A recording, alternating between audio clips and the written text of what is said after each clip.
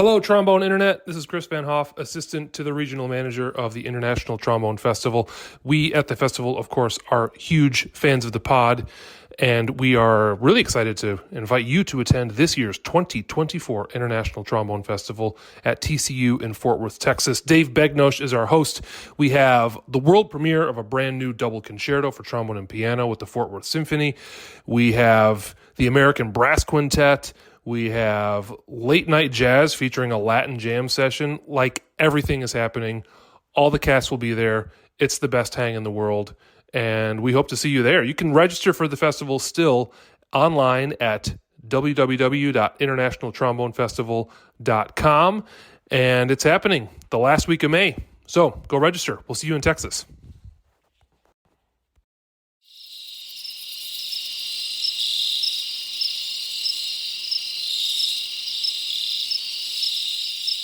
Welcome to the Trombone Retreat, a podcast of the Third Coast Trombone Retreat. Today on the podcast, John Sebastian Vera, principal trombone of the Pittsburgh Opera and River City Brass Band. My name is Nick Schwartz. If you haven't gathered yet, I'm flying solo. Well, not quite solo, but solo here in the intro and the outro that we do, because Sebastian's in the hot seat, getting interviewed finally. We started this because listeners actually requested, hey, you guys should interview each other.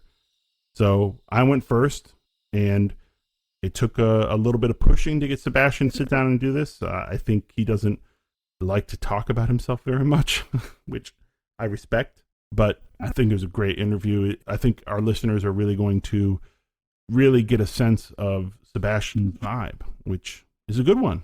Very calm person, very thoughtful. In case you didn't know, the Trombone Retreat is happening live and in person from August 15th through 21st in Montague, Michigan. The July 10th deadline is rapidly approaching, so get those tapes in. For more information about the audition and repertoire, go to www.tromboneretreat.com. Yeah, we hope to hear your tapes, and we hope to see you in Michigan. Also, upcoming for us is the 2021 International Trombone Festival in Columbus, Georgia at Columbus State University. There, we're going to have a live interview with Joe Alessi, principal trombone of the New York Philharmonic. We're very excited to do this. We've never done a live interview. They've always been over the internet. And so it's going to be a different experience being able to sit there and, look someone in the eyes and actually have a conversation and just happen to be podcasting it. So we're very excited about that. This episode of the Trombone Retreat is sponsored by Houghton Horns. Houghton Horns carries a wide variety of instruments, the exclusive dealer of Tyne instruments in the United States, and they have a big catalog of Shires instruments as well. Or if you need a Greg Black mouthpiece, that's your place to go to as well. Visit houghtonhorns.com and use the code RETREAT to get 10% off. Again, 10% off with the code RETREAT. I hope you enjoy this interview with John Sebastian Vera.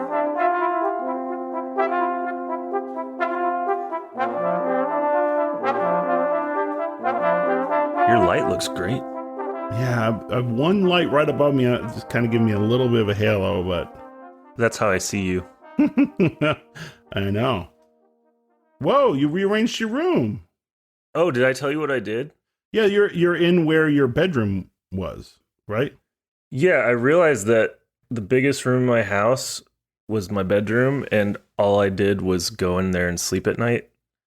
And I spent most of my time in the smallest room, which was my studio. And I was like, I think I was hanging out with Hakeem late one night, and he had this idea, and I'm like, that's crazy.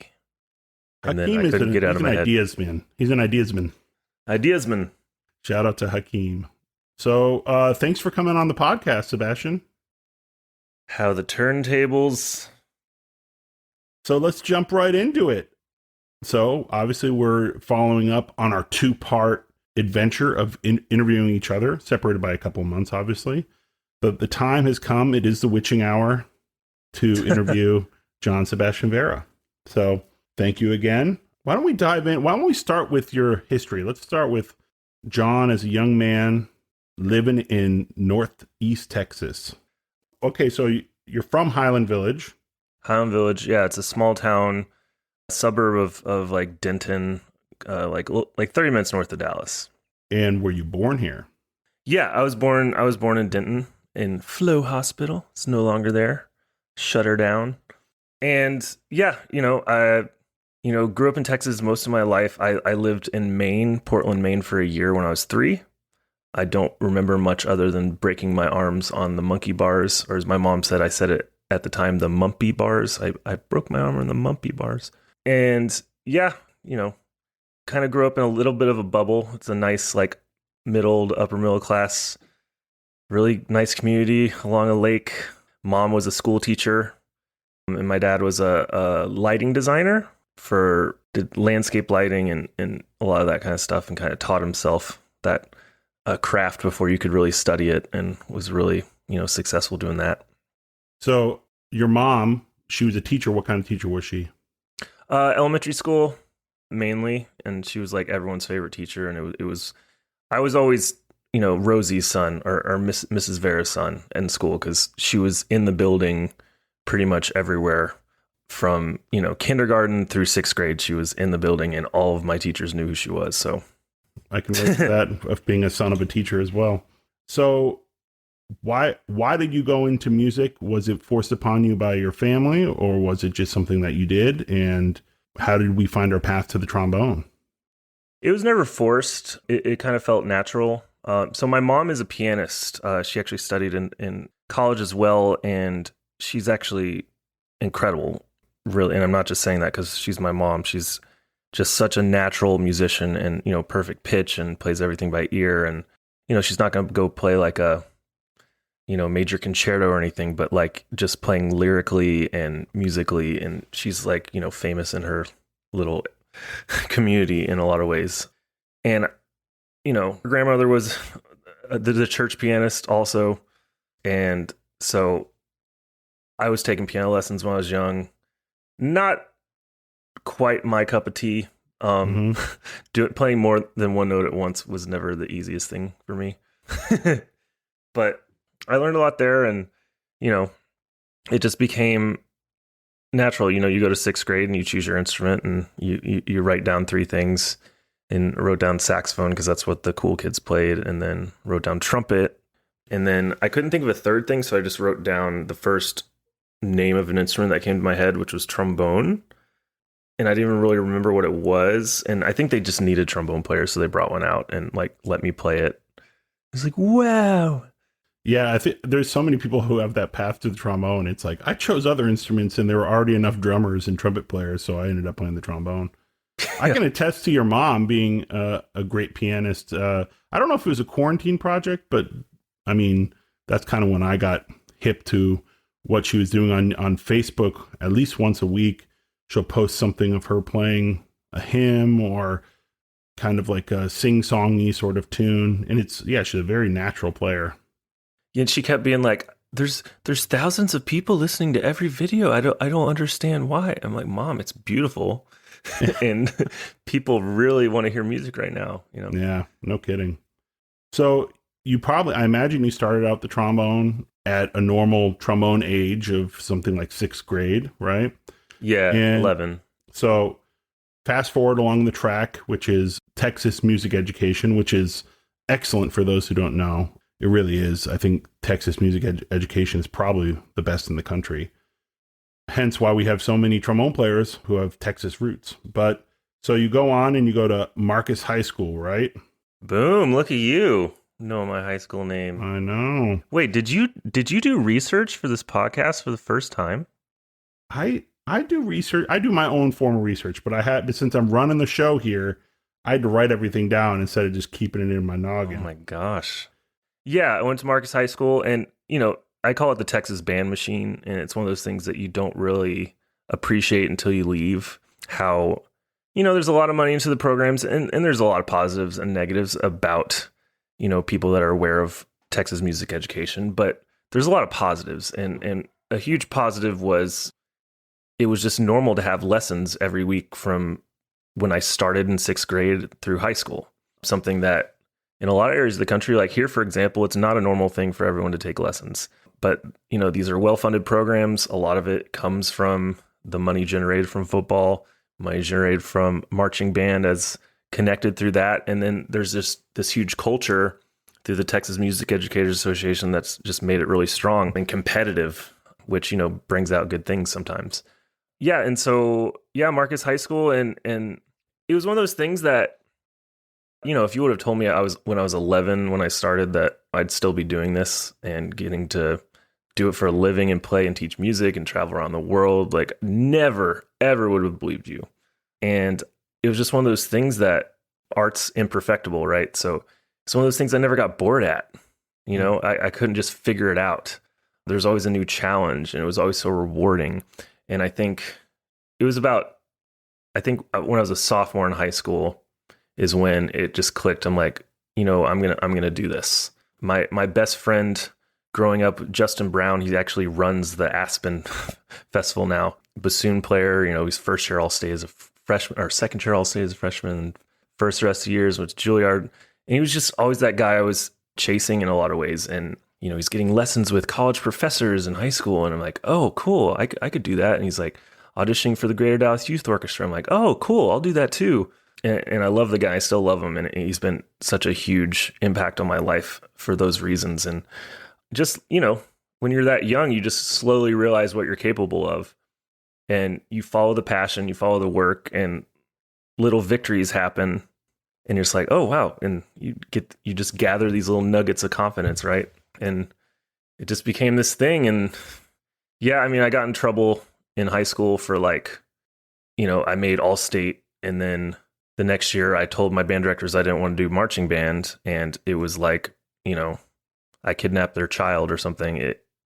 They were not pleased, and they put me in the remedial band, like the fourth band, for the entire year, thinking like it'd be punishment and it would just like make me not want to do it and just change my mind. And honestly, what he had me do was, and I joke about it with him now, I think he even listens to this podcast, and huge influence. Alan Harkey was a huge influence on my life, trombone player, great band director in Texas. He would have me record rhythm sheets, just like a long etude long piece with just rhythms on any note with a metronome. And if I made a single mistake, I'd have to redo it. And that was so good for me to just focus, because, you know, getting someone that age to focus on something for that long is harder and harder. And that taught me so many things. And I still look back on doing that kind of stuff. But I knew I wanted to focus on auditions and not, you know, be doing marching band in 98 degrees heat every day. So were you able to stay out of marching band for the rest of your time then? Yeah. Just for my senior year. Yeah. Now, I went to a school in Michigan that had a really competitive marching program. And I think anyone who went to a school like that, most of them are in the South, but there are some peppered throughout the North as well. And my school, if you wanted to have a chance at even being in the top wind ensemble, you had to play in marching band. There was no choice. You know, yeah, as I get older, I understand their perspective, because, you know, they don't want to start a precedent with, like, you know, their best players wanting to do that. And they, you know, the most visible part of their job is the marching band. So they obviously want their best players there. So, you know, I get it. Yeah. It funds everything. Funds everything. But it was definitely a social hit for me, because, you know, all my friends were in that top band. All my friends were in marching band. I had to like rearrange my whole schedule and never get to like see them my senior year. So it was something to get used to, but it was something I was committed to. It's like, you know, I'm going to do this. I'm going to practice. I'm going to do these auditions. Well, you are persistent. I know that about you. So I believe it that you stuck it out. So while you're in high school, you start studying with John Bowles. Why don't you tell us a little bit about John Bowles, your experience with him, and maybe name drop a couple other people that studied with him? Because, I mean, he, for a high school teacher, he probably has taught more prominent trombone players than anyone in the country, I would guess. I mean, you could definitely put him up with anyone. And, you know, John Bowles is kind of one of these classic Texas teachers where he's like the guy you want to study with if you're anywhere in that North Texas region. And I was lucky enough to sneak into his studio. And I think at one time he had like 80 to 100 students, like something insane, like full-time job, always prepared, always had integrity, always gave you his full focus. But really, he became a second dad to me growing up. He's fantastic. He is a fantastic bass trombonist. beautiful sound, and is just so good at working with young people. And I'm going to get to work with him this summer at a festival. He started the Festival of Trombones in Texas that I'll be teaching at, anyone down there. And I'd love to get him up the retreat sometime. But he's so good at simplifying and getting you to focus on just the right things, sound and moving air. And, Brian Hecht was one of his students around the same time that we talked about on his interview, and Zach Bond, and all his students, always making All-State and everything. But really, he was a second dad to me. I could talk to him about anything, and he's always giving you that father. It still falls in that role when I hang out with him now. He can't help but like look out for you, kind of thing, and encourage you and support you. So, I mean, I know there's more names for sure that we could drop about John Bowles, but that gives you a little taste of just what's going on there. Just the numbers alone. I mean, to have so many students, and I've never heard a singular bad word about him. I've only heard amazing things. I met him once in passing. I think it was at an ITF. He used to run it. Yeah, he used to. He used to run it. And was he encouraging of you pursuing a musical path? Where did he encourage you to audition, and was there any reasoning? He's the type of guy, and I think it's the best mindset for a teacher. If you have a student that's precocious like that wants to do it, your job as a teacher, and I think both of our opinions, is to make it very clear what is required to get this goal, how difficult this goal can be, and paint a real situation, because it's not the safest thing to go into that profession. And he always did that very clearly. And I wanted, I was going for it, swinging for the fences, auditioning at all the big conservatories, and got into a few. It really came down to, I think it was like Indiana. I got a full scholarship to San Francisco Conservatory to study with Mark Lawrence, who I just idolized and listened to his recordings all the time. And then, SMU in Dallas with John Kitzman. And for so long, I wanted to go to California or just like escape, or just get out of this bubble that I'd grown up in. But the thought of like going to a really small school, mostly grad students in a state I'd never been to, it was a little intimidating. And, I visited SMU, and I just heard about all of John Kitzman's successful students, all these students going to Juilliard for grad school. And I was like, oh, well. And then I went to like an orientation. I met a girl that I thought was cute and ended up being my girlfriend for like half a year, and, making all the wrong decisions when you're 18. But, it ended up being a great place for me. Yeah. I mean, talk about another teacher in school that's just pumped out trombone players consistently for 30 plus years. It's definitely on the radar for any serious classical trombonist to go to a place like SMU. And it just so happened to be in your backyard. Yeah, it was close. It was one of those things where it ended up being like far enough away, but close enough to home where you can like go home on the weekends and mom does laundry. And I was just going to say that. Bring your laundry and get a home cooked meal. What was it like studying with John Kitzman? I think a lot of people have perceptions of I still don't even feel comfortable saying John. I know. Mr. Kitzman. I have so much respect for him. And I think from the outside, a lot of people see a very stern, tough guy, and he is. And, he went to West Point. He's very disciplined, very mentally tough. But underneath all that is because he has this fierce, passionate caring for his students. He taught me how to be a man in so many ways. Taught me how to be prepared and show up on time. Anyone that's ever studied with him, you don't show up to, trombone class and not know your role in every single chord, and listen to the recording, multiple recordings many times, and be able to run it. You're not coming to learn it. You learn that very quickly. You also learn very quickly not to show up hungover on a Saturday morning at 10 a.m. Which have you learned your lesson full time, Sebastian? We don't have to talk about the present moment. None of us have. Yeah, extraordinary musician, principal trombone in the Dallas Symphony for I think 42 years, something insane, without an assistant. I know. And that's a major orchestra to not have an assistant playing every piece. And just that kind of that classic old school, in a lot of ways, just what a tenor voice should sound like, not wanting it to get too big and having color and clarity. And always being musical and, that kind of thing. Yeah, he was in West Point with my teacher, and Right. that was my first hearing about him was my teacher, Don Harwood, talking about John Kitzman. Oh, like there are so many great trombone players at West Point when I was there. And the reasoning being, partially it's a stable job. It's a very good job. But the timing, this was the 70s, late 60s, early 70s. And there was a little thing happening called the Vietnam War. And a lot of these musicians were like, well, I need to get into a service band. Because if you got into a service band, you were inside of the military and you were safe from having to go over to Southeast Asia. Not a bad option. Nope, not a bad option. So those auditions, they're competitive today, but I can only imagine how competitive they were for that 10-year span, everyone wanting to get into a band just to be safe. Oh, God. Yeah. Talk about a life or death audition. I know. It's crazy. It's crazy. Oh, we think we have pressure now when we take auditions. I know. No kidding. Oh. Yeah. So another thing I know about John Kitzman, or his students rather, well, I suppose him too, is he has a little, I'm going to call it quirk, that all of his students subscribe to, and that is taking the nipple off the end of the slide. The nipple? I've never called it a nipple before. The little rubber stopper doohickey. What That's do how you you call see it. Yeah. Wow, slide nipple. Slipple.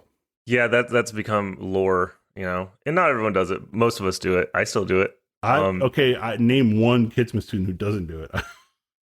Oh, when I see a fellow Kitzman student that doesn't do it, I joke like, I'm going to take a picture of this slide and send it to him. Oh, that happened recently.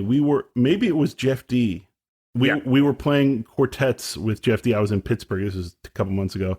And yeah, you said I'm going to send this to Mr. Kitzman because he had the rubber stop on the end. I've heard that he could very accurately with his back to you or covering his eyes or whatever, tell the difference between when it was on and when it was off. Okay, so here's the thing, and he'd have a collection of the rubber stoppers, and okay, so here's the thing, because I think this very niche topic is kind of polarizing, and I think there's an argument both ways. So if you play with a sound with lots of overtones, and you're going for a lot of brilliance in your sound, and you notice this especially on lighter instruments, not as much on bass trombone, but you can. I notice it like crazy on my alto trombone. Everything makes a difference.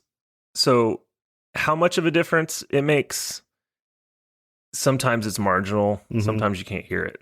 But if you tend to play with more color in your sound, there's more of a chance you're going to notice this ringing. It's literally, something rubber that's slowing down vibrations in some way. And so it kind of feels that way about any kind of thing on your horn, like people putting those like leather pencil holders on, or any places that your hands aren't already touching. He doesn't like that. And, I've always kind of had a naturally darker sound, I think, but I want to have those colors. So, I play yellow everything. I don't have a slide lock on. Like I want brilliance, especially playing in Pittsburgh, because that's how we play here. It's just brilliance, brilliance, brilliance. Bright is beautiful. Bright with depth. So that's how I feel about that. So, but if you play with a dark sound, you probably won't notice it. Yeah, it's very interesting to me. I mean, on one hand, it's like, oh, come on, that's silly. But on the other hand, like I've done stuff to my horn and tried horns where it's like, oh, like I'm going to put this like millimeter sized piece of metal and weld it to this one spot because there's a node here. And you're like, whoa, that makes such a difference. And it's like, taking the rubber stopper off the nipple ridiculous is a little hypocritical on my part, because I've subscribed to even more ridiculous things. Let's put it that way. You get through SMU, you're sounding like a bajillion bucks, I assume. So you audition at grad school. Where do you audition? Oh gosh, where did I audition? I think the classic, like Juilliard, Manhattan, Cleveland, San Francisco, that kind of thing. I think I had, up till that point in my life, I kind of got away with things on talent in a lot of ways, I think. I never had this work ethic that was just like 24/7. I loved music. I loved learning about music. I loved doing well, but it took me a while to learn how to be that way and to be that hungry. And I'm going to college out of this bubble. I grew up, pretty conservative, and I'm in college and there's girls and there's like, oh, this is what a beer tastes like. And changes, adapting to John Kitzman. And so I had a lot of holes in my playing. I just sound Southern just then. My playing. Holes in my playing. Holes in my playing. And, I auditioned at these schools and I think I was a little too comfortable. And I was, like 40 kids audition each year and they'll accept like one in each spot. And I was like runner up at like each one. I was like waitlisted. And that was brutal for me. But it was like a huge gut punch that I needed, that I didn't know I needed. And I was thinking about quitting or switching to like, I've always been fascinated with music therapy. I was like looking into that. It's like one of the hardest things I've ever been through, honestly, at the time. Right. Because it was like my whole identity, right? And then I got a random call from a guy named Ed Zadrozny, and he was a professor at the University of Akron. Go Zips. And he got Go Zips, rubber capital of the world. Thank you very much. And he had gotten my info from, I think, Steve Witzer from the Cleveland Institute, because I either did so bad on one of the theory tests or something, or had gotten in or something. And he was like, hey, like, come study here and be a grad assistant. We'll pay you. You won't have to pay a tuition. You study with me. And my first answer was like, wait, where's the university? Where's Akron? Where's that? And you still ask that question, I'm sure. I ended up living fairly close to it. And it ended up being one of the best things. And he's amazing. Like, he was, the first call guy with Cleveland, and he had won assistant principal in national at one point in his life and turned it down to try to save a marriage. And he was just like this totally blue collar, like, I'm going to bust my ass type, and exactly what I needed. And he just kind of recentered me for a year and did so much for me. And I got to play with the Akron Symphony all year and Canton Symphony and get professional experience. I was playing with Chris Oliver like all year, who was principals in those orchestras, and then shortly after won second trombone in the Dallas Symphony, world-class player, and just got my confidence back, got my swagger back, and he was just super encouraging about me wanting to try again to get into one of these conservatories or live in New York City. So was it always a goal? I mean, it sounds like it was a goal to be on one of the coasts. Yeah, I think in my head, I always wanted to experience New York City. Yeah. Especially after watching Felicity, which, not gonna lie, it's one of my favorite shows of all time. Fight me. We just lost 90% of our audience because we are too old and they do not know what you're talking about. It's okay. It was one of J.J. Abrams' like first show, who you should all know. Anyways, that was like my false. It's like what people thought New York City was like Friends. It's like my false vision of what New York was like. But I always wanted to experience it, and finally worked out. I got into the Mannes College of Music, and where you teach now, which is Narwhals. Go Fighting Narwhals. Mm-hmm. I had to look that up.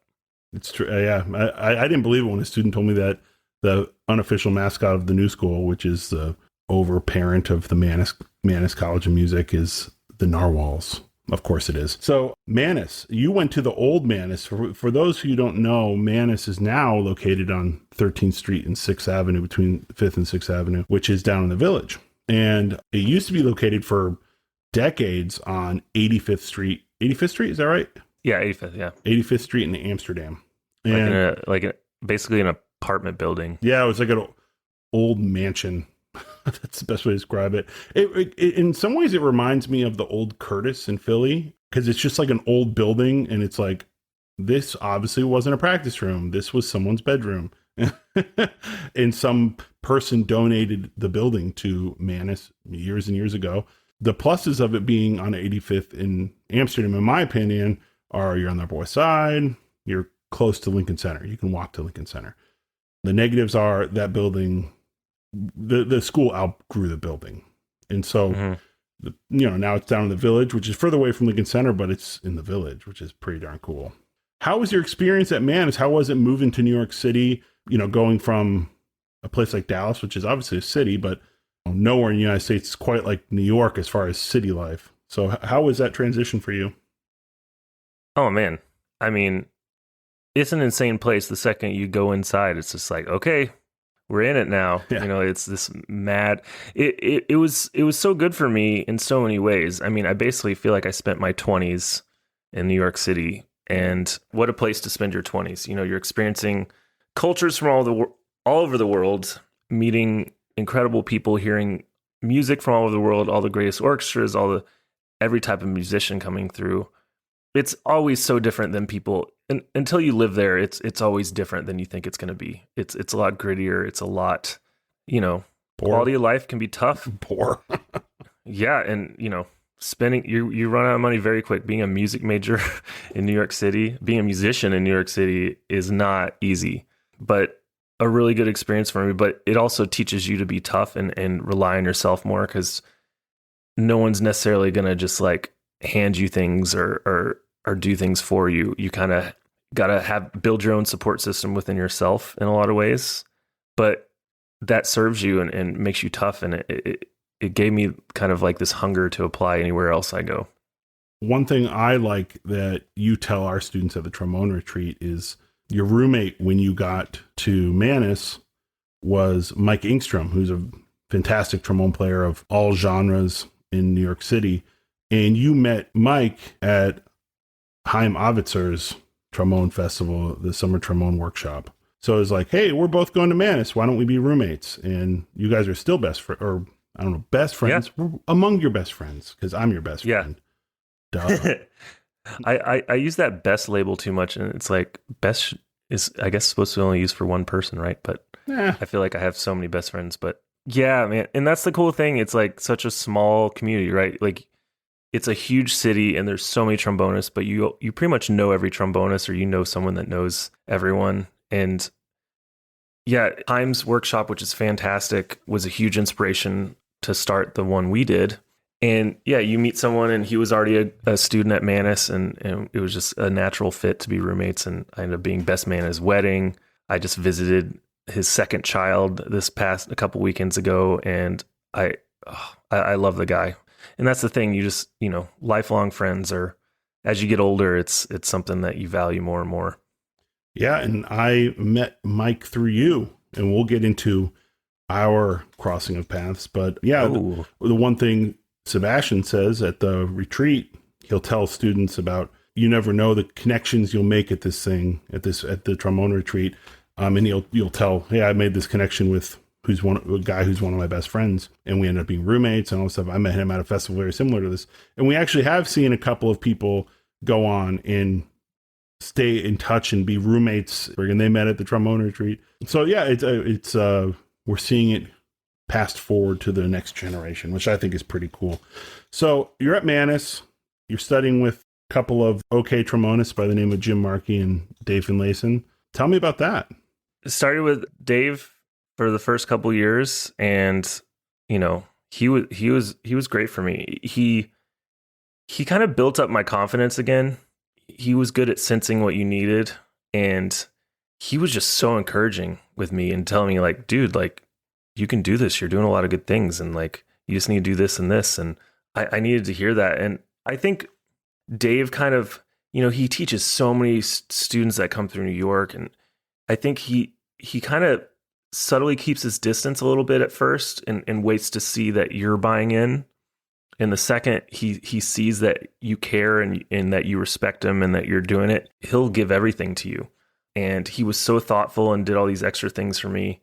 But man, holy crap, can he play the trombone? Yeah, no kidding. I mean, him just like demonstrating things, especially one lesson, just demonstrating all the Mahler 5 excerpts. It was just like, I'm just going to sit here and record this and listen. I was just talking with a friend the other day about, you know, a principal. He said a principal trombonist lives and dies by their second trombonist. And there are a lot of cases of kind of, I'm going to say it, subpar second trombonists. I won't name anyone, of course, because I think it's like, maybe they view it's like, oh, I'm not as important, but it's like, if they could only see how important the bass trombonist and principal trombonist view that crucial center part. I mean, we could name a million great second trombone players that prove that, you know, they really do make the section really sing. Dave Finlayson is one of them for sure. Meat of the sandwich. The meat of the sandwich. I still remember just getting to play like we'd be playing the Till Eulenspiegel excerpt and he'd play the second part with me. And it was like, this is the easiest this has ever felt in my life. It's just like, he's like, does all the work for you. And also on a side note, if you've never seen his photography, check it out. It's incredible, especially when the New York Philharmonic got to go to North Korea. He was able to take a lot of pictures. And there's one especially that still gets me, that there was a violinist from the orchestra that went to give a master class to like young violin students in North Korea at like a music school. And she was also Korean, and she was playing for the first time, and David just decided to go along. And this young girl was just so overwhelmed hearing something this beautiful. She'd never heard anything like that before. She just started crying. And so he has this amazing photo of her crying in the background of this woman playing. It was just, it's really cool. So when in your time at Manus did you switch over to studying with Jim Markey? After 2 years, I did the master's and then did the professional studies diploma. And it was good because you just didn't take any class. You took lessons and you played in ensembles, basically. Right. And through, I mean, not necessarily through studying with him, but through a connection to him, you got to be on one of his albums in trombone choir. Can you talk about that experience?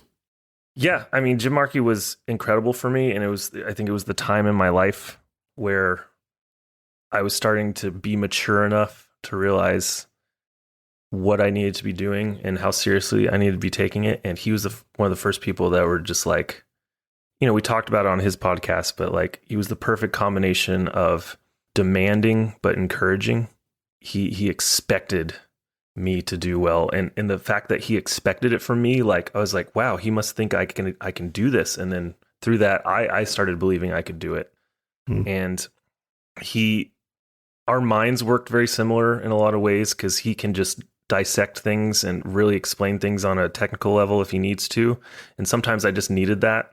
And then sometimes he'd be like, dude, okay, why aren't you playing this musically now?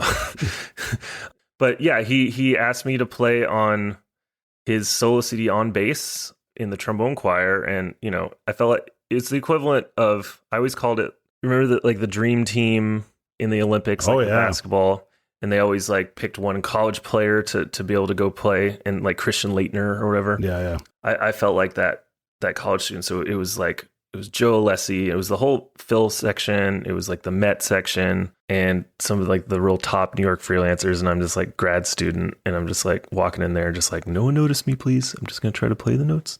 And I'm like, I still remember, I might mention this in the interview with Joe coming up at the ITF, but like there was like cutoffs where we were on opposite ends and Joe Alessi's like making eye contact with me to like cut it off. It was just like the most intimidating. I felt like he saw into my soul. He's like, you will cut off now. But it's so good being around him and just hearing him and seeing the professionalism. And I'm so honored to be on that. I still can't believe I got to do that. That was really cool. Was that your first like professional recording thing? I guess something like definitely playing on a trombone album. Was there anything that surprised you about the recording process? I mean, everyone was just on top of it, but I mean, they were also pretty laid back, but they took it seriously. I've never seen Joe Alessi not take something seriously, and that's probably why his career's been so well. He doesn't just mail it in. He's like, okay, let's do this. And he's a leader, and I don't know. I was just trying to observe and also at the same time, you got to remind yourself like, hey, you're here for a reason and you're fully capable of doing this. Absolutely. And going through those experiences and surviving them, like anytime you get to play with a major orchestra or win a job or anything, it's just like these little notches like give you that much more confidence. Where for me, I've always been like, I think my mind always catches up with my abilities later. Like I always have to prove it to myself first before I believe sometimes, which is usually the opposite for what actually helps. But things like that really meant a lot to me. Absolutely. Yeah. I mean, those are experiences that you'll remember forever. It's because it was with such high profile people. And it was like the first time being around such high profile people as an equal. I think we all remember those experiences, and we never take it for granted that sometimes it's like, hey, I am one of those people now, and I have to carry this torch now in a certain way and make sure that I don't drop it like an asshole. I remember being right next to Paul Pollard for that whole recording session, and just being like, "Holy crap, that's Paul Pollard!" And just like years later, I'm like getting drunk on a boat with him, and it's just like, there might have been guy. There might have been backflips involved off that boat. We're not allowed to talk. We're not. That's right. We have a gag order from Dr. Pollard. So yeah, there weren't backflips. Wink, wink. Or video evidence. Oh, yeah, that's true. I think we're at the time in the timeline where a young gentleman named Nick Schwartz waltzes into your life. Saunters. I play in a dance orchestra. Come on. Oh, that's good. That's good. Now to what the interview is really about. Well, I can say our love story. You don't remember this. You say we met in New York. I think you came to take an audition, and I helped you get into Manus. That's okay. Yeah, that did happen. Warm up. Oh, that's right. I remember this. Yep. It was for the Phil audition. I think. And it was with Ed Vinson. Right. Yep, that did happen. You big time me so hard. You're like, I'm Nick Schwartz. Don't look directly into my eyes, please.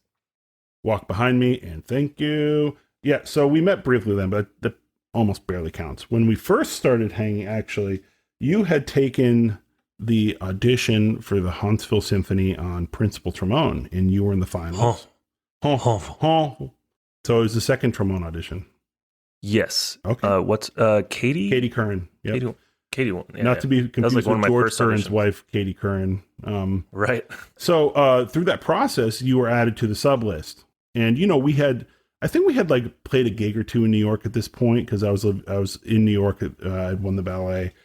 Then you started subbing down in Huntsville, and I want you to tell the podcast appropriate version of the story of the hot tub. The almost hot tub. We have a lot of hot tubs in our history. That's true. Hot tubs bring people together. We were playing. Was it Brahms 2? Brahms 4. Brahms 4. Oh man! And so I think that's the only thing we were playing on the program. Yes. And it was a whole program, and so you don't come in till late, and so we didn't have to rehearse much. We had a lot of free time, and Huntsville Symphony at that time was cool because they fly you down, you get your own hotel room. It's cool, and we ended up just hanging out because we kind of knew each other, and we were playing the same section all week, and we were off the whole time. And I think one of the first stops was like you go to the liquor store and you pick up stuff for the week, and you grab like some big handle. I'm like, oh, it's gonna be that kind of week. Okay, all right. And I think we're hanging out and we were just having a nice time, and we were feeling good about all the rehearsals were going well. We were sounding really good, getting a lot of positive feedback. And at some point before the show, we were like, oh, were we drinking? I don't think we were drinking. I think we had like a beer or something. I don't know. Okay. Yeah. Cause I tend to not drink before shows, but maybe I did at the time. I'm like, you know what? It'd be great. There's a hot tub. Let's go chill in the hot tub. Like, I think we got robes on or something. Oh yeah, we're like bathing suits and robes, the whole thing. Like going down, like, okay, let's go. And like, we get down to the hallway to walk down, and we literally see people in tuxes carrying their instruments, leaving the hotel, like going to the concert. Like, Well, that didn't even deter us right away. I was like, I think we have enough time. Like, we don't play until the end anyway. We don't play until the last piece. And then like someone in the orchestra's like, what are you guys doing? Like, it's like 7:10 or something. And so the concert starts in like 20 minutes. And the first half was like a little overture and like a 20-minute concerto, super short first half, something like that. And we started thinking like, oh, this is probably a bad idea. We looked like such freaking morons. Unbelievable. We both needed an adult in that situation. Yeah, we probably would have been late. I still remember from that week because that symphony was having a conductor search at the time, so like all the people were guests that were technically auditioning, and I'm not going to say the guy's name, but he did one of the lamest moves I've ever seen. Oh, where he was trying to show off that he had Brahms memorized. And so he walked out, for the second half, audience applauds. He walks to the podium and then like looks over and has one of the tech guys come and grab the score from the stand and walk off, just to make it really obvious that he's not using the score, like making it look like it was natural. And the audience was like, ooh, yeah. Wow. But then there was like many moments throughout that orchestra, throughout that symphony, where he like gives a giant cue, like 2 measures too soon. Oh, it was like, okay, buddy. All right, buddy. Yeah, when he did that, it's like you could hear 65 musicians' eyes roll. Like, oh, come on, get over yourself. So it's weird, on my end of things, like that time and kind of subsequent times of you coming down and playing with Huntsville, that actually began our friendship, even though we both lived in New York. And then we started hanging out more in New York, even though we knew each other at this point. I guess having a week where we literally had nothing else to do in a different place and we started hanging out and get to know each other, I think that kind of accelerated our friendship.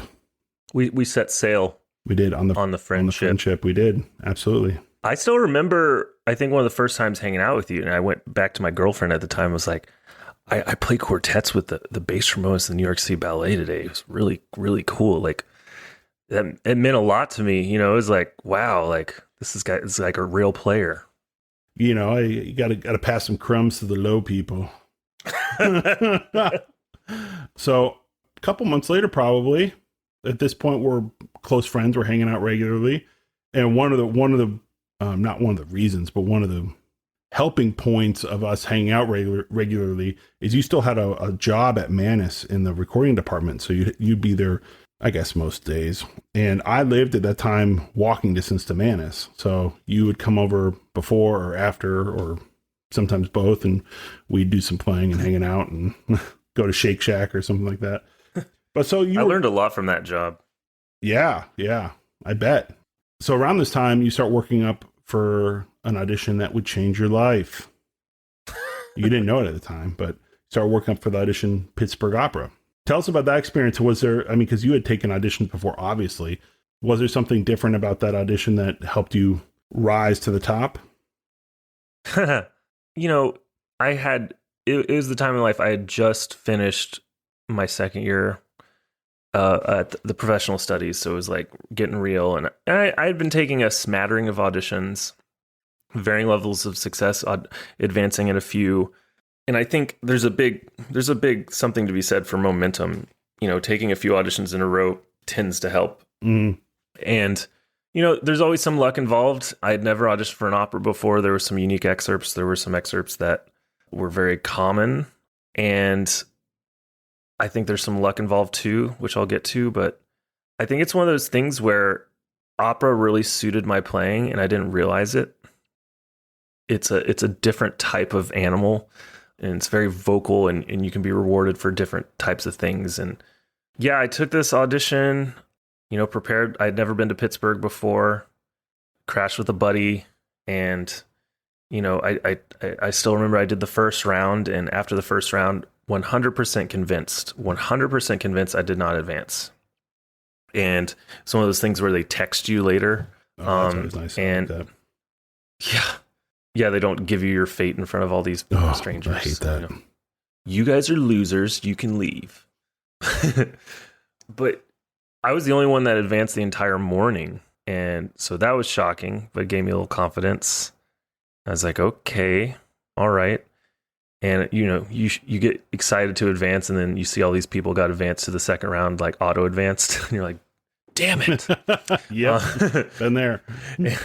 So there's like a ton of people there, and you play longer, and they wanted to hear me again. And I got to play with like the principal trumpet. I think there was might have been some sight reading involved, and then another round. So there's 4 rounds. It went to like 11 o'clock at night. I ended up being me and this other guy, and I did not play a perfect audition, even close. But I guess there's something they saw, and there's something about I think there's luck involved in every audition. There was an excerpt that, in translating the excerpts they gave me to my audition book, I left out for some reason. It was that Otello excerpt, which is just the chromatic scale. Yeah. which is, not easy, and something that you either get, Yeah. you try to nail it. Yeah. If it goes off the rails, it's pretty much off the rails. It's hard to recover. Yeah. And I forgot to learn it basically. And Just that audition, I would have basically had to do that. And that audition, there was like 20 something excerpts. This is the only one they didn't ask for. Oh my goodness. And there's a little luck involved in everything. And there was one moment where I played the first hotel excerpt, which is harder in my opinion. And the principal trumpet like leaned over to the music director. Oh, do you want to hear this other one? And I was literally like shooting laser beams. No, in my mind, like, no, you don't. And he thought for a minute, which felt like a year. And he's like, I think I'm okay. And, I still remember I had to play Tannhauser like 4 times. Ugh. Just because they wanted to test my endurance. Yeah, that'll do it. And I think, and yeah, long story long, it was down to me and another player. I think he went on to be principal in Rochester.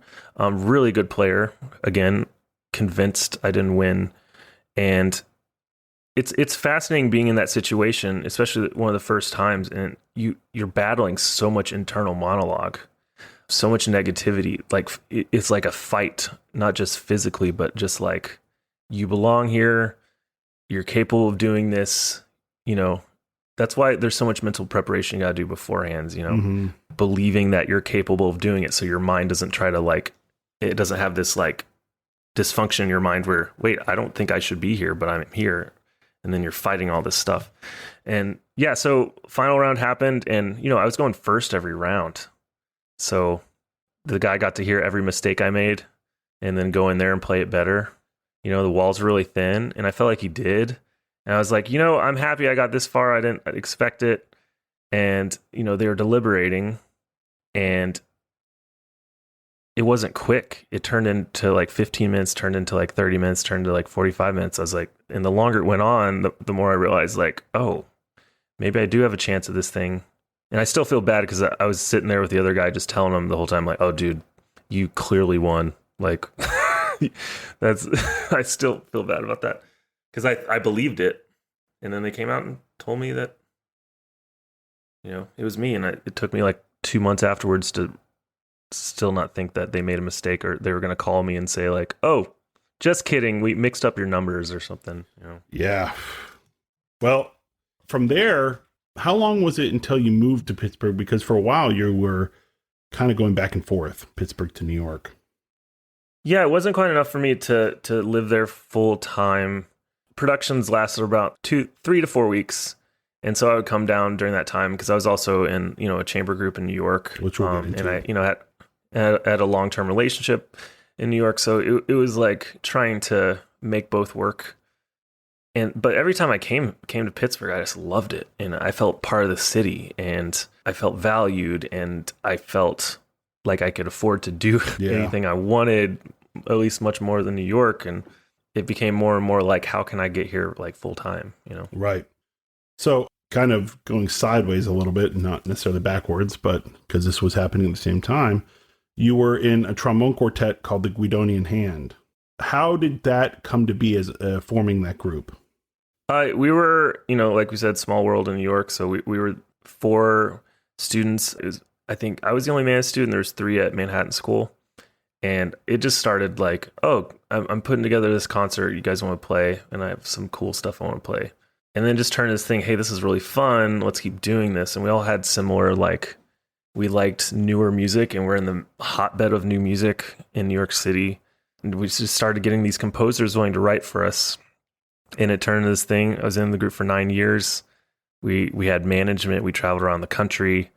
We got so many new works written for us, so many amazing quartets that I think are some of the best things ever written. And it was, such a challenge and great reviews in the New York Times that really helped us. And it was stuff that I never really did much in school because I think, chamber music, we've talked about it, isn't really pushed as much in school as it can be in a lot of places. And some of the hardest things I've ever done, and you can't hide, and incredibly, you have to be so aware of everybody. And there's nothing better than chamber music. Oh, for sure. Yeah, if you want a wake up call for your chops and your ears, play some chamber music. Yeah, you said you commissioned a lot of works there, which is we've brought into the trombone retreat as something that we like to do. But what are some of your favorite pieces that you were able to commission as a quartet? Oh man. Well, the first one that comes to mind is Jeremy Howard Beck's Awakening, which if you guys haven't heard it, we have a recording of it, which is really good. It's amazing. It's really meaningful to him. It's like 9 minutes long. It's work, and it's very epic in nature. It's you do not do anything other than close with that piece. You can't follow that piece. We just sight read. Jeremy was a Juilliard composition student at the time, and we just sight read this. This guy wanted us to sight read his piece and make a recording of it. And he won a Morton Gould Composer Award for just that sight read recording of it. And we're like, damn, this piece is actually pretty good. And we ended up playing it all over the country. And I still miss playing it, honestly. I was talking to the guys when I was visiting New York, like, we got to get together and play this sometime. You and I should play it sometime. It's really impactful. And the cool thing is his career kind of took off when I got to play. Pittsburgh Opera actually commissioned him to, or I don't know if they commissioned him, but he had written an opera and we played one of his operas, The Long Walk, which was really awesome. So just developing relationships with composers like Eve Beglarian. We toured with her. You look up the New Grove Dictionary and she's like in it. Yeah, that quartet that she wrote for you guys. Yeah, In and Out of the Game. And it's with a backing track too, right? Yeah. She spent very powerful piece. She's amazing. That's a good closer too. If you haven't heard her music, check it out. I mean, there's a huge New York Times article about her. She spent an entire year traveling the full length of the Mississippi River by kayak and boat and hitchhiking and biking and just meeting people along the way. And she's one of the famous downtown composers. And she does a lot of collage where she'll just collect found sounds. So she collected a lot of sounds along the way and people singing or people she met and combines it with music and real rhythmical things. And got to do so many cool things with her, and I still love that woman. Yeah, I had heard you in concert with the Guidonian Hand a number of times. It's always a well put together concert and very challenging. Very challenging. Sometimes too challenging. Yeah, let's play a Philip Glass saxophone quartet. That's a cool. I like hearing you guys play that one, but it's cool, but you don't take the horn off your face. We did a masterclass we were playing at the Grand Canyon Music Festival, and then we did a masterclass. I think it was like the University of Northern Arizona or something, wherever the closest to the Grand Canyon is, and elevation's crazy high. And we just show up and we're playing that piece where you're just kind of gently suffocating the entire time because you're never quite getting to take a full breath. And it was like a disaster. Like we couldn't even breathe, but good to learn those You made lessons. it. You're alive. Going back to Pittsburgh and the back and forth. So this time this is around 2013. You're still living in New York, but you have the Pittsburgh Opera. Then we start over a couple beers as the lore goes. We start talking about building this trombone retreat. Every time we tell the story, we've made a rule that you have to add one beer. So it's like on the 12th beer, 12th beer. We're like, we start our own trombone festival. Yeah, and that for me on my end of things, that was a really important move, obviously, because this is becoming a major part of our lives. This 1 week every summer, and obviously all the planning that goes into it. And now we have a podcast spun off from it. Yeah, if you had moved to Pittsburgh at that time, maybe the trombone retreat would have happened. You ever think about that? God, I haven't. And I think that concept had always been in the back of my mind of doing something like that. And I've always wanted to do something like that. But it's one of those things that like you just needed the right ingredients. And you were the perfect friend to do it with. And the fact that it kind of lit the same light bulb in you, and you saw it as a possibility, and you believed in it too, and you believed in me. I still remember being in the subway on the way home from that night where we talked about it, and I was just so excited that you were excited about that idea. I wrote down so many notes in my phone in the subway ride of like, okay, we could do this and this and this. It could be like this, and I was just imagining, and we had no idea what we were doing, and we still don't. We're getting a little better at it each year, but it turned into this thing that's one of the best things in my life, and getting to work with one of my best friends I highly recommend it. And it started this thing, and it's just turned into this thing. At the end of the day, it's like, yeah, it's a business, and it can do well in that regard, but like, it almost feels selfish because there's literally, you do all this work and you're exhausted, and at the end of it, you feel so good when you connect with these students, and when you've changed a young person's life, or like helped them avoid mistakes you've made, or, you know, open up their eyes to something new. There's nothing better. Yeah. And we saw this camp as kind of filling a hole. It's not like other camps. It's kind of its own thing, and benefiting from our lives as not just like, it's not just like, come study with us and play in an orchestra someday. It's like how can we be happy as a musician? How can we open ourselves to a lot of different possibilities? I never imagined I'd be a professional chamber musician or a professional opera musician or play in a brass band. Like, I wasn't trained for any of that stuff, and it just kind of happened. So you got to wrap your head around kind of these bigger concepts. But yeah, I couldn't be happier to be doing it. Well, how many years is this now? This is going to be the 8th year. Yeah. Jeezum crow. Jeezum crow is right. Part of my language. I'm going to have to put a parental advisory on this now. Mm-hmm.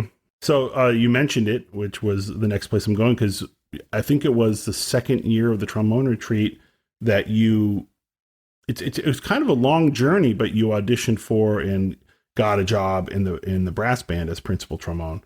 So can you tell us a little bit about this particular brass band, the brass band tradition, and your audition specifically for River City Brass Band?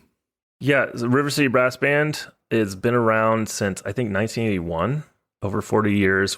I think we're celebrating our 40th anniversary now. And I didn't know much about it before I came to Pittsburgh, and then I just kept hearing people talk about it, and it was like this thing. And it's like, in the musicians union here, it's the Pittsburgh Symphony, the Pittsburgh Opera, the Pittsburgh Ballet, and the River City Brass Band. It's a 28-piece British-style brass band. Technically, our tagline is like, we're the only full-time brass band in the world. I don't know if that's true or not. I don't even know how you describe us, but it's this own thing with a huge following here for a long time. And we play a lot of things here, mainly, leaning towards the pops end. We travel around the world, literally, and it's been so good for me, and I love it. And the people I love, some of the most joyful, encouraging people, and we're always just having fun, but always want to sound really good. And it's couldn't be more opposite than my opera job. You're on the front row, you're playing constantly, you're playing melody all the time, you're playing technical things that are often more difficult than you'd ever have to play in opera repertoire. I'm having to solo, be featured as a soloist all the time. And it just puts you in this role of like, my endurance is like insane when I'm working. After this job, like, I'm never scared subbing anywhere, because like I never get tired, because it just teaches you, like, 2 hours straight with a horn on your face, you figure it out. Nor am I ever intimidated sight reading. Half the things we do are sight read. My very first service was with them as a member was sight reading a concert that, there's a stock concert they've been playing for decades, and I sight read the whole thing in front of 7,000 people. And it's just like, okay, I guess this is my job now. And you're getting to develop more musically because you're playing melodies all the time. And it's this crazy wild thing. We do shtick. It's a fun group, and I feel lucky to play in it. So one fact I love about British style brass bands is there's only one instrument that plays in bass clef, and that's the bass trombone. Every other instrument is in treble clef, including the tubas. It's fun. So it's very easy to sub on bass. I still want you to come sub sometime. But it's B flat treble is what I'm reading. Yeah, so it's like tenor clef sort of, in a way. Yeah, it's tenor clef, but there's a few like traps. You just memorize that, like an E sharp is always E natural, like that kind of thing. You get used to it, and you make some very obvious errors, and you learn from them. Yeah, right, exactly. So when did you make the full-time plunge to move to Pittsburgh? It was 2015. Around the same time, I was offered a professor position at Youngstown State University, and it was like the same time I got asked to be in the brass band after like a long process. So it was like, okay, if I'm going to do it, I'm going to do it now. And it's one of those things that I've always loved having a lot of different things to do. And I think, there's so many merits to having a full-time job, but I like the variety. And I don't think I want that in a lot of ways. And I like being able to do so many different things. And coming here, it just felt right. And having this variety, and I always describe it like having a diversified portfolio. Like I have a million different things that I do that alone probably wouldn't sustain me, but together, give me security. And I never thought that would really come into play until this past year. Well, I think about our interview with Brad Edwards, and he talks about freelancing and having that diversified portfolio as a form of job security. Because it's like if one of your jobs goes belly up, let's say, or there's a global pandemic and one of your jobs decides not, for whatever reason, not to put on any productions with you, having a diversified portfolio, having many gigs on your plate, teaching, playing, is a form of job security. It's fun. Yeah. You taught at Youngstown State for only 1 year, right? Or was it 2? I think I was there a couple years. Yeah. It was getting my foot in the door teaching. Right. But it's good kids out there. But it was like hour and 15-minute drive each time. So it was a bit of a grind, but you eventually left that job because you got offered a job at Slippery Rock University. Yeah, it's a smaller school, mainly music education majors, and very good like one of the best therapy programs pound for pound in the country. And now you're on faculty at Duquesne University as well. Yep, just bopping around, teaching everywhere, playing everywhere. The king of the Yinzers. Oh, it's so exciting and working with Jim Nova there. I'm excited to really focus on more of my wheelhouse, working with performance majors and recruiting nationally and people like pursuing a career in music. I mean, that's the dream, and it's an honor to be able to help someone along that path. Yeah. Going back to the brass band and opera, what have you learned from playing in an opera company? What have you learned from playing in a brass band? So much. I mean, you quickly learn that it's a job, and it's like you're very excited you win, but then you realize like you have a job to do. So, people are coming to hear your performances to escape their problems or be inspired or experience something new. So you leave your problems at the door. You leave your issues. You leave your unpreparedness. You leave, I don't care if you had a bad day or your dog died or your girlfriend broke up with you. It's like your job is to perform. And I learned so much about just executing the job, even when I didn't feel 100% what was most important. And then it's just so freaking fun. Like I barely had any opera experience when I won this job, and my first operas turned up. And I'd only played opera scenes once at Manus, and then I had played an operetta by Gilbert and Sullivan at undergrad. Which one? Gondoliers. Oh, I don't know that one. Gondolieri. Yeah, exactly. It sounded like a Gilbert and Sullivan operetta. So enough said. And then I'm thrown into this thing, and I'm just like, holy crap! Like, this is real. But my playing was suited for it, and I had no idea. It just fit perfectly, and it's such an amazing experience playing opera, man. Like, that's why we feel so good all the time, because it's like this giant stress reliever. You're putting so much passion into everything you do, and it's such an important part. Like the world's ending, or someone's falling in love, or you're playing something really beautiful. You're not just filler all the time. There's some operas like that, but you're playing stuff that's important, and I feel so lucky to be able to play it, and we have a very good company. And same thing with brass band. You're just acquiring skills, and you're finding, you don't take it personally when there's something that you need to work on. You're like, oh, cool, I just need to work on this to do my job better, and it's going to make me better. Cool. All right. Now, can I jump into a couple of, not necessarily rapid fire, but something along rapid fire questions? What would your dream day be? My dream day. I think for me, it's, the weather's going to be nice. I'm going to wake up. I'm going to meditate. I'm going to, cook a great breakfast and water my plants, get a good workout in, practice something that's really inspiring, or listen to music that's really inspiring, and then get on a plane and go somewhere, because I very much love traveling. Would you go to a city or countryside, beach? Oh, I guess it depends. It could depend. I mean, this year sucks, but I love nerding out about travel points and all that status and stuff. And I've gotten lucky to get a lot of opportunities in that fact. And I always love just going. There's so many places I've never been that I want to that experience. So just a new culture, a new place, trying new food, hearing the music, meeting the people. For me, there's nothing better. All right, that's a pretty good day. Back into the musical side of things. What is your favorite and your least favorite opera? Oh, I think I've said before. Okay. To preface, there's a difference between playing it and listening to it. So to play it, Traviata, I don't enjoy. Not very much fun. Yes, it's one of the greatest operas ever. I understand. I support it. But the trombone part is not very fun, and I just feel not important. Correct. I had a similar experience with, what was that Poulenc opera? Where all the nuns get their heads chopped off at the end. Dialogue of the Carmelites.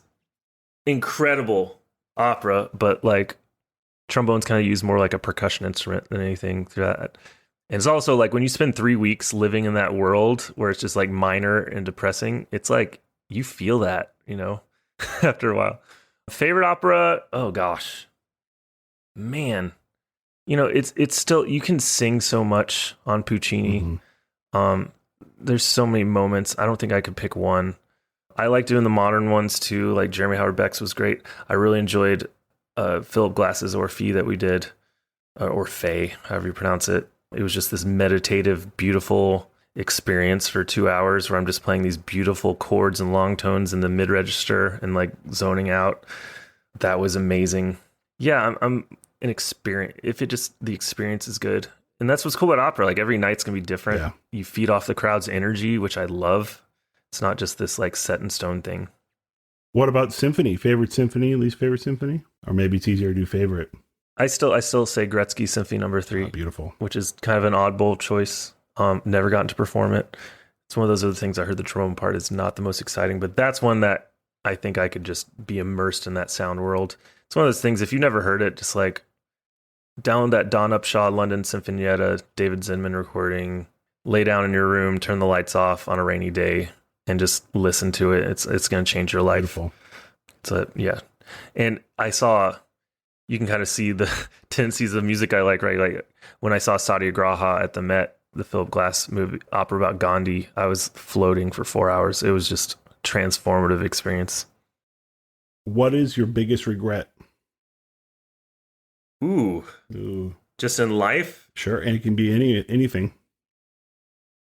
I've always had the mindset where I don't regret things because I still learn, and because you have to be able to forgive yourself for mistakes you've made, because I've always felt like I've done the best to my knowledge at the time. There's always things where I think about being a little more focused or working a little harder at a certain point in my life. But at the same time, there was a reason I wasn't, and I needed to feel what it felt like to not get what I wanted. So I never, to go around your answer, like I don't think I've ever fully regretted anything. Well, I've heard before that regret is living in the past and worrying is living in the future, when we should try to live in the present, as all the great minds tell us to do, right? Mm-hmm. That's where all happiness is. I mean, I like the answer. Because I like the answer, I'll let you skirt the question. Okay. What about your proudest moment? Proudest moment. I mean, obviously, the first big audition that I won, winning the opera and getting to call my mom afterwards.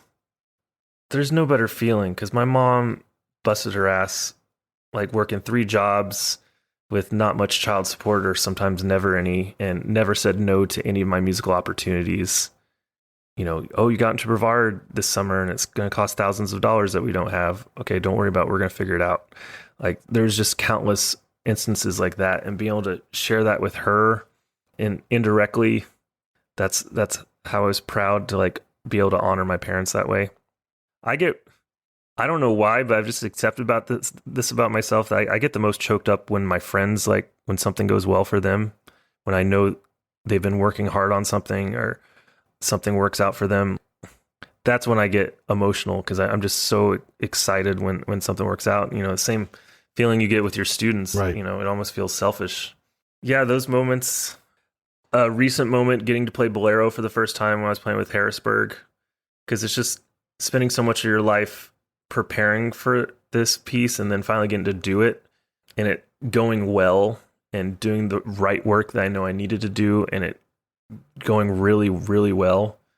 That was just like a moment where I'm like, yeah, you are capable. You deserve, because no matter how much success I've had or anyone, and we've talked about this, there's always part of you that's like imposter syndrome or like, can I really do this? Or is this just this one hole in my playing where everyone's going to finally find out I'm a giant fraud, Well, you're always waiting for that to happen. I mean, there's certain pieces, and experiences, especially as a principal trombonist, like you talk to seasoned principal trombonists and Bolero is still going to make them a little clammy, and it's our job to like be so good at so many different things, so many different areas of our playing, so many different styles, like as professionals. Totally. That there's so many areas you're playing that of course there could be a weak area that you realize that you didn't spend time on. But my mindset is like, you just look at it as a challenge or like a fun, I get to work on this now. Well, back to your mom just for 1 second. I can say that in the trombone world, at least, anyone who knows Rosie, she's like the trombone mom. She is. She's like, everyone who sees her is a instant hug, and it's like seeing mom again. She's a great one. She supported a lot of students with scholarships to the retreat too. Yes. Like, we never ask her to do that, and it's really emotional and financial support for us and young students on the up and up. Okay, to steal one of your questions, advice for your 18-year-old self. This might tie in with your final question, if I'm guessing you're going to get to that.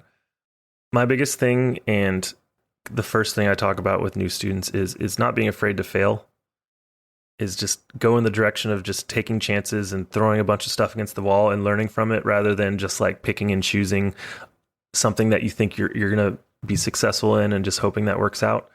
So I would have told myself to take more chances, take more auditions, go talk to that girl that's looking at you and smiling, and don't be afraid. All the little things that like my instincts were always just like run away, or just wanting to be reassured all the time. We're so afraid of not being perfect that we just find ourselves making excuses and not taking opportunities, or like subconsciously, I ended up not really practicing much for this, so I'm just not going to make a tape for that audition, or that kind of thing. It's something I learned a little later, but all the greatest knowledge comes from failure, honestly. The best education sometimes, and every successful person has failed. And the more successful people are the ones that embrace that and learn from it. And every huge setback I've had, I've learned from it, and I've taken a new value.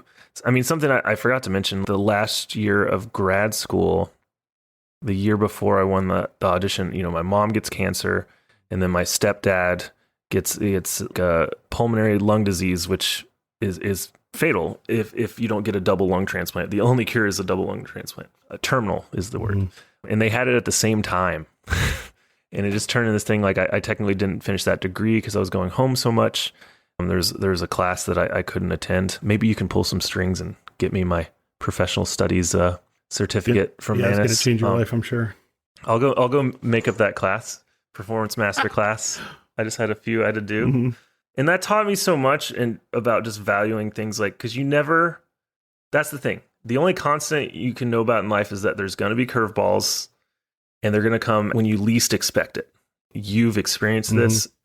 So you can't live life trying to avoid these things, because something's going to happen that you're not expecting. But you can develop a mindset that is resilient and can take punches and roll with them and learn from these experiences. So for me, long story long, to answer to your question, that's the biggest thing is just going for it and learning from everything that life gives you. I like that. It encompassed a lot of things. So I can ask you my question, which is not my last question. I have two more, but what do you think students need to do more of? Yeah, so it's tied in. Don't be afraid to fail. Okay. Don't be afraid to fail. And we've had so many good answers to this question on this podcast. And this is one that I think hasn't really been talked about. And if you can develop a mindset of not taking this stuff so personally, a test doesn't go well, an audition doesn't go well, performance doesn't go well, that doesn't define you. That's you on one day of your life for like an hour or 10 minutes. You have a choice. You can go home and turn on Netflix and buy a bunch of ice cream and feel sorry for yourself. Or you can be like, okay, be honest with myself. Like, was that the best I can play? No. Is there something I could have done better in my preparation? How did I feel in that moment? What can I tweak? Like, look at it objectively.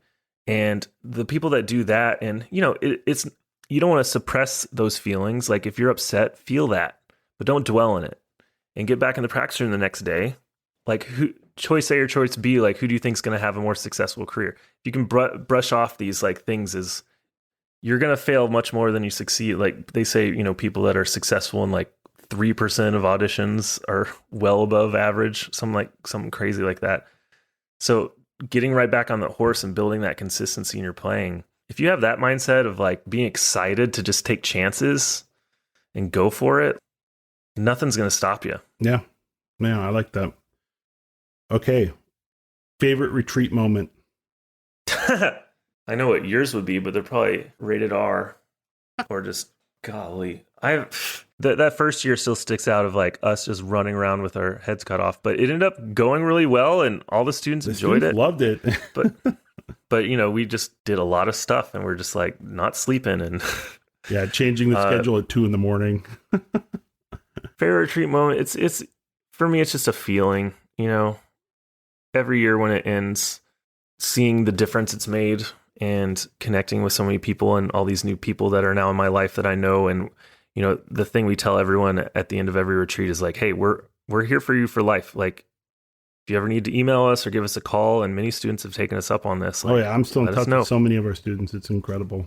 And we're happy to do it. And we're all just trying to figure out this life thing, we're all just doing our best and we're just trying to be happy. And, my whole goal with this podcast in a lot of ways is to just highlight the individual personalities that exist in our world. And, we're not just all trying to compete for the same thing. It's like, we need to celebrate the diversity of personalities and encourage people to be their own musician and their own player and stop comparing ourselves to other people or trying to be one version of the best. Cause that's not where happiness comes from. It comes from knowing yourself really well and discovering things and connecting to an audience and sending positivity out in the world and helping people and making the world more beautiful, at the end of the day. Like, that's all we're trying to do. Right. So I don't know. Every year I'm just trying to be present and trying to be happier and trying to love myself more and enjoy everything. And I'm so grateful we're doing this thing together, and it's turned into this whole thing. And I can't believe so many people listen to it, and that if it helps one person, I'm thrilled. Yeah. We want to be a conduit for this kind of thing. And I couldn't be more, grateful to be doing with you. So. Well, I agree. So I think that's a good place to wrap it up. I really appreciate you opening up and telling us your whole story and being in the hot seat, I suppose. I didn't cry, so it's a victory. Hey, none of that toxic masculinity around here. We'll share a group cry when this is all done. Well, thank you very much, Sebastian. And I guess I can't say I don't know when I'll see you again, because I'll see you in Georgia for the trombone retreat, and I'll see you for our next podcast. And I'll see you. No, Georgia for the trombone retreats in Michigan. Wait, what? Georgia for the International Trombone Festival in STS. Yeah, of course. Yeah, and everyone, please, if you see us, come say hi. We'd love to meet people. And we'll have more details about our event soon, I think. It's kind of getting moved around. But it might be a thing where get there early to get in, because it might be a capacity thing depending on which room we're in. So we're really looking forward to interviewing Mr. Joe Alessi. And now you can take a sigh of relief that you have accomplished your interview. I've been trying to get this over with. Like I've been pushing it back so far, because I was just like, I don't know.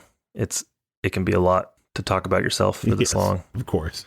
I've enjoyed the interview part. Like, I've talked to you about it. Like, I'm enjoying nerding out about this stuff. It's such an art form, interviewing someone, and I've enjoyed just studying great interviewers and trying to get in the mindset of really getting someone comfortable to open up and something that'll connect. And there's so much that's transferable.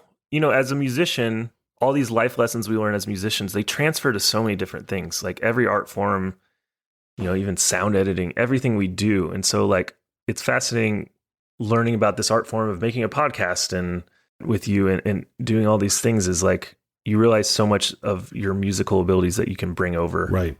to it. So it's been really cool. And I'm just thankful to everybody for giving a toot. A toodaloo.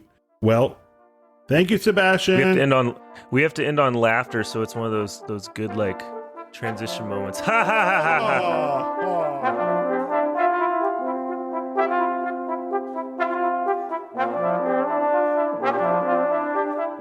Like I said in the intro, I was pretty nervous about this one. I think part of it is, you know, I'm not always the best with technology, first of all, but also I wanted to do my good friend justice. I wanted to tell his story in the best way I could. I wanted the questions to be leading towards him opening up. And I think hopefully I did a good job at that. I know he did his job the way he's supposed to. He talked about his life and his road to success, you know, with all the bumps along the way.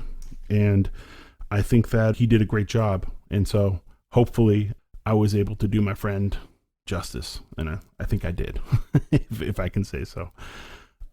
Yeah, it was really good to talk to him. I knew most of his story just because we're such good friends, but there were a couple of details I didn't know. Like, he lived in Maine. Didn't know that. I know it's for a short while, but yeah, and I didn't know about how things happened to Akron. I knew he went to Akron for a year, and I knew that experience was a big kind of, I think he put it not a wake-up call, maybe a kick in the butt, maybe is how he put it. I can't remember exactly, but I think you understand what I'm saying. And I think we've all had experiences like that. And part of the reasons we do this podcast is to show people that even the most successful person you can think of probably had some moment like that a kick in the butt, really bringing them down to earth and realizing, like, either, hey, I need to work harder, or hey, I need to work smarter, or hey, I'm not there yet, even though I thought I was. Yeah, it made me think of experience I had when I was about that time in my life where Sebastian ended up at Akron. I had just graduated from Juilliard, and I was at Music Academy of the West for the summer, and I was studying with Mark Lawrence. And so leading up to that, maybe a year and a half leading up to that, I had taken a number of auditions, and I started doing pretty well.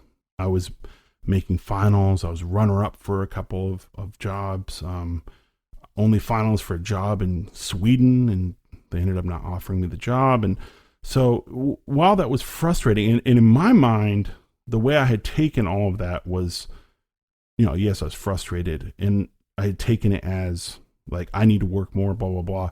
But apparently, I'm guessing there was something about my demeanor or something like that Mark Lawrence picked up on as, you're getting a little too comfortable in your playing and in your preparation, and you're not quite there yet. Yeah, you've gotten close, but, you know, so he sat me down, and he basically, in the nicest way possible, because he's a very nice person, ripped me a new one, and said, hey, you know, you've made runner-up. Yes, that's great, but you're not there. You're not there until you get a job. And that moment made me realize, like, in reality, I'm no closer than I was when I began in a lot of ways. And I needed to treat my preparation and my progress in my own life just like starting over day one. Just because you advanced last time doesn't mean you're going to advance the next time.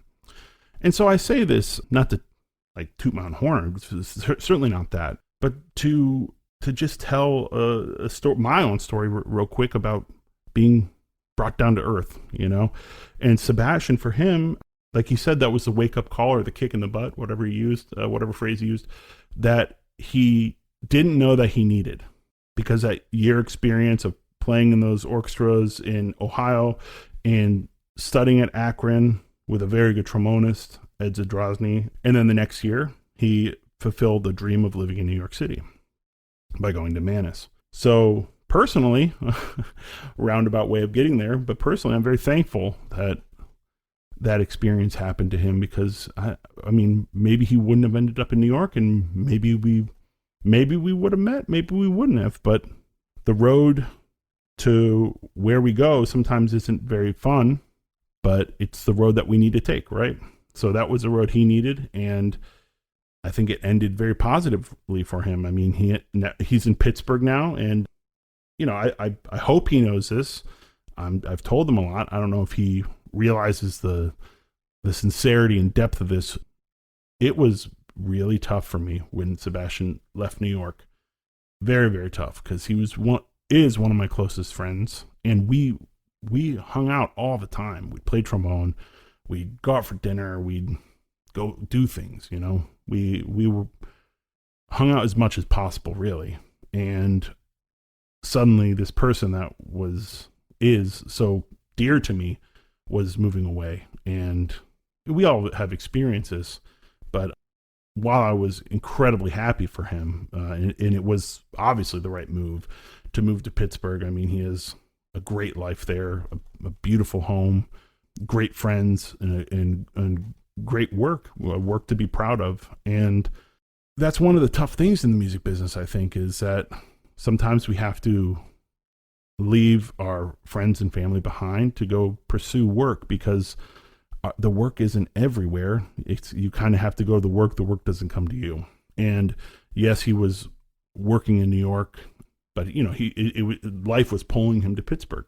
So I hope you know that, Sebastian, that was a dark day in my life when you finally left New York, but I was very happy for you at the same time. So one thing that I want to impress here in the outro, that, you know, on a podcast about music, you can't really get into what makes someone so special as a musician. I mean, you can talk about it, but you know, we play music, and Sebastian has a certain quality to his playing, particularly his musicianship and his phrasing, and even more specifically his vibrato. And these things are what kind of drew me to him as a fellow trombonist and musician when we first started playing together, is his natural sense of phrasing and the beauty of his sound and vibrato. And it's odd. I've thought about this, you know, with students, being a teacher, and just in conversations with colleagues. There are certain things in music that you can absolutely learn and you can absolutely teach, even down to phrasing and vibrato. If you don't have it naturally ingrained in you, you can mimic people that you like. You can mimic, you know, Joe Alessi's vibrato, or you can mimic Jim Markey's technique, or whatever you want to do, you know, to do that if it's not naturally ingrained in you. But there's something about Sebastian's playing that there's just a natural ability to it, especially when it comes to those things. And I'm not downplaying the other parts of playing for him, but specifically trying to highlight something that I think he's very special at. And I remember the first trombone retreat, he was giving a master class, and there was a student playing a Bordoni, Rochu, whatever you want to call it. And Sebastian started demonstrating. And even though it was his master class, I spoke up right after he demonstrated and said something along the lines of, if you want to learn how to phrase and how to play a Bordoni, you should just listen to Sebastian, because the way he did it was so natural, and the phrasing goes where it's supposed to go, and it just kind of makes sense, you know. That's the only way I can put it. It's so hard to describe because I'm doing it in words and not playing you an example of what I mean from his playing. So going forward, another experience like that I had at the trombone retreat was probably maybe 2017 or 18. he played an arrangement of the Adagietto from Mahler 5 for trombone and piano. And if you don't know that, turn off this podcast and go listen to Mahler 5 and listen to the fourth movement, the Adagietto.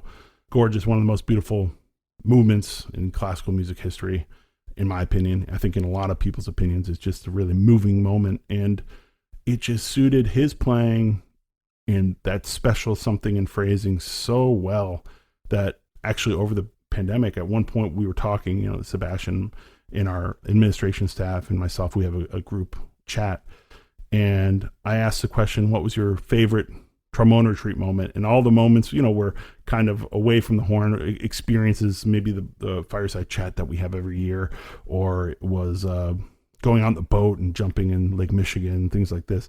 And then I said, okay, what's your favorite musical moment?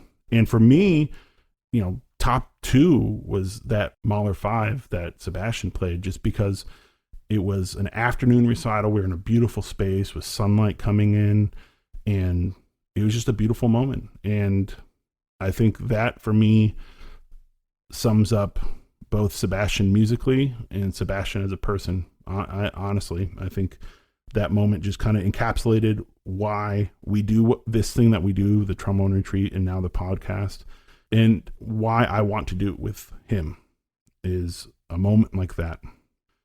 So I hope you enjoyed listening to this interview. I like I said, I was nervous, wanting to do Sebastian justice, and I think it went well. But I really enjoyed it in the end. If you enjoyed the podcast, please consider leaving us a rating and review on iTunes. If you want to leave a question or topic you'd like us to discuss, we may answer it on the podcast. Follow us at Trombone Retreat on Facebook, Instagram, YouTube, and Twitter, and our website, tromboneretreat.com, where you can also join our mailing list. You can follow Sebastian at JS Vera, and you can follow myself at BassTrombone444. And if you're feeling down, go peel an orange, do 3 burpees, and never forget to retreat yourself.